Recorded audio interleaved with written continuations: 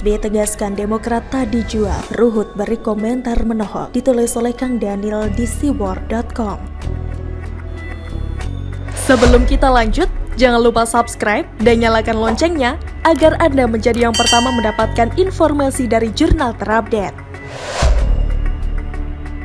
Demokrat kini berada di persimpangan jalan. Kepemimpinan AHY membuat sebagian kader Demokrat mempertanyakan kinerja AHY selama memimpin Demokrat. Ini terlihat karena semakin hari, partai yang didirikan oleh bapaknya itu semakin terpuruk. Perolehan suaranya terus menurun. Akhir-akhir ini tersiar kabar bahwa ada yang akan mengkudeta kepemimpinan AHY di Demokrat. Salah satu tokoh yang dituduh akan mengkudeta AHY adalah Muldoko. Tetapi Muldoko jelas membantah hal tersebut dan tak mau dikait-kaitkan dengan kemelut di tubuh Demokrat. Sampai-sampai AHY sebagai pimpinan Demokrat menulis surat secara langsung ke Presiden Jokowi untuk mengklarifikasi keterlibatan Muldoko terkait kudeta di tubuh Demokrat. Namun sayangnya surat yang ditulis oleh AHY untuk Presiden Jokowi itu tidak mendapatkan tanggapan dari Presiden. Karena memang sangat jelas bahwa tidak ada urgensinya AHY menulis surat kepada Presiden yang tidak tahu menahu itu. Karena surat tersebut tidak dibalas oleh Presiden, AHY kemudian meralat bahwa rencana kudeta di Demokrat tersebut tidak ada hubungannya sama sekali dengan Presiden Jokowi. Dengan demikian, AHY ingin mengatakan bahwa dirinya telah salah alamat mengirimkan surat kepada Presiden agar menegur Muldoko. Kemelut di tubuh Demokrat bukannya mereda, semakin hari semakin menekan AHY agar meletakkan jabatannya sebagai Ketua Umum Demokrat. Kader-kadernya pun meneriakan agar segera dilakukan KLB untuk mengganti AHY sebagai Ketua Umum. Karena mereka menilai semenjak AHY menjadi Ketua Umum, Demokrat semakin terpuruk. Melihat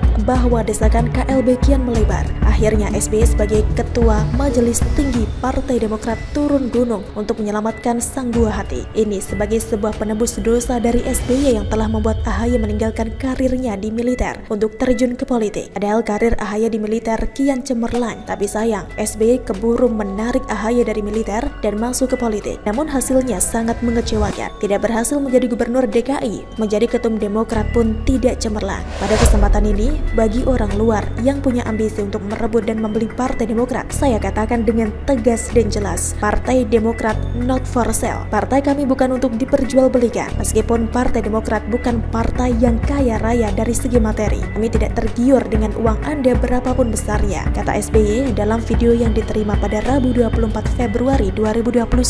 SBY pun menegaskan bahwa Demokrat tidak akan pernah dijual alias not for sale. Hal ini sekaligus mengingatkan kepada kader-kadernya bahwa Demokrat tidak akan dipindah tangankan kepada siapapun, termasuk Muldoko. Demokrat tetap akan dipimpin oleh klan Yudhoyono, tidak ada yang lain. Jadi, untuk pihak luar jangan harap dapat menjadi pimpinan di Demokrat. Pernyataan SBY yang menegaskan bahwa Demokrat tidak akan pernah dijual tersebut mendapatkan tanggapan dari mantan kadernya, Ruhut Sitompul. Bagi Ruhut, pernyataan SBY tersebut sangat tidak masuk akal. Siapa juga yang akan membeli Demokrat?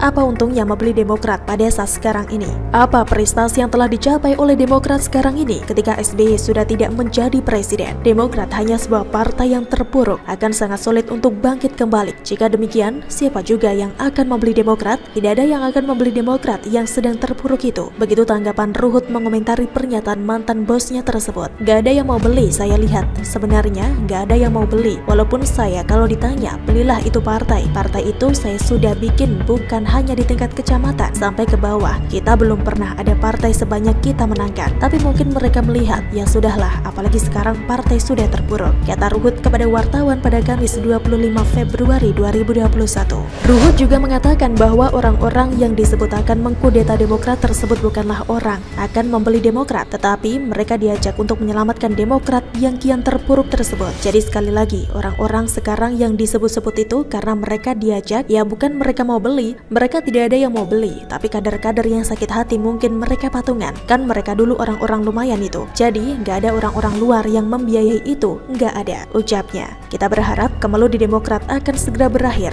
karena sebentar lagi akan ada pertarungan sengit di tahun 2024 nanti. Apakah AHY akan menjadi salah satu kandidat capres? Atau tidak adakah bagaimana dirinya menyelesaikan kemelut di Demokrat tanpa mengkambing hitamkan orang lain? Bukan begitu kura-kura?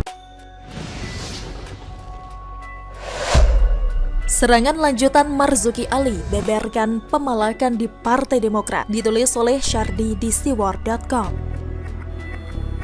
Sebelum kita lanjut, jangan lupa subscribe dan nyalakan loncengnya agar Anda menjadi yang pertama mendapatkan informasi dari jurnal terupdate.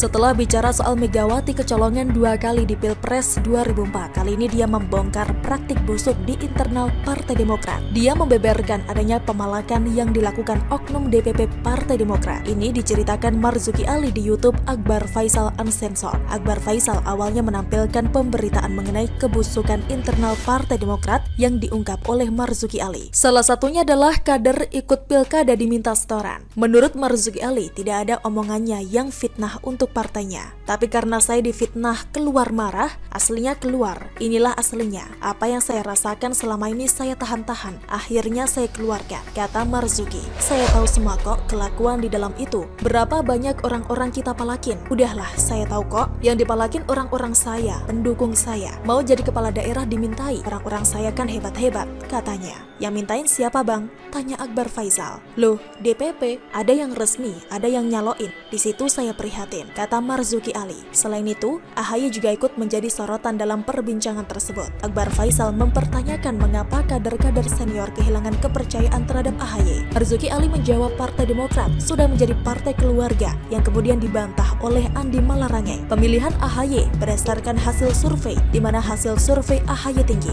Bagi Marzuki Ali, mengelola partai bukan berdasarkan survei. Mengelola partai ini ada ilmunya, ada pengalamannya, ada wise-nya. Gak mungkin orang ujuk-ujuk karena survei tinggi langsung duduk sebagai ketua partai. Ini cara pikirnya gak nyambung. Katanya, saya tidak terlalu peduli bagaimana ending antara Marzuki Ali dan perseteruannya dengan Partai Demokrat. Biarlah itu urusan dia. Soal uang atau mahar dalam politik, ini bukan rahasia tertutup. Rata-rata orang juga sudah paham. Makanya banyak sekali praktik korupsi atau suap yang seolah tidak ada habisnya. Soal pemalakan yang dia maksud, saya masih belum paham model pemalakannya gimana. Yang jelas, bagi Marzuki ini sangat memalukan dan tidak seharusnya terjadi. Ya sudah, kita tidak bisa ikut campur. Cukup jadi penonton saja dan diam seperti Jokowi. Saya melihat meski AHY mengatakan secara tersirat situasi di partai sudah aman terkendali, tapi dia pasti masih was-was. Posisinya di partai cukup rentan digoyang di masa depan. Di sisi lain, AHY masih terlalu muda, belum cukup banyak pengalaman, tapi dipaksa meroket. Salah satunya sebagai calon gubernur DKI selepas dari karir militer. Dan sekarang malah dengan mudahnya jadi ketua umum partai.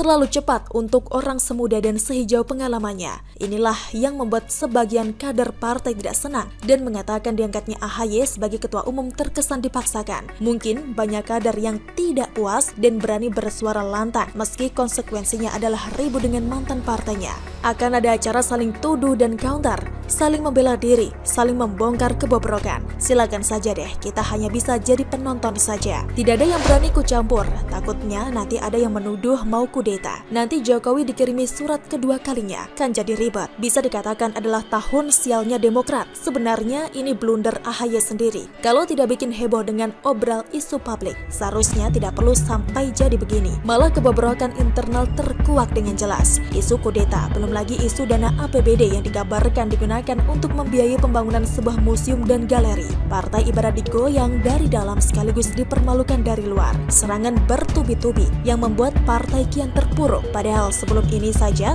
Partai Demokrat sudah kewalahan bersaing di dunia politik tanah air. Sekarang, makin nyungsep ke dalam air, hampir tenggelam. Ketumnya pun tidak cakap, hanya bisa sebar isu ke publik. Entah mau pakai cara apa lagi untuk menyelamatkan partai. Pakai cara lama, zolimisasi diri sendiri, prihatinisasi di media sosial, sudah outdated, tidak laku lagi. Sebagai pemerhati politik kelas teri, saya hanya bisa prihatin melihat kondisi partai ini. Hanya saja sangat disayangkan, saya tidak bisa bikin lagu. Bagaimana menurut Anda? Silahkan tulis komen Anda di kolom komentar. Jangan lupa untuk like, subscribe, dan share. Argana pamit, sampai jumpa.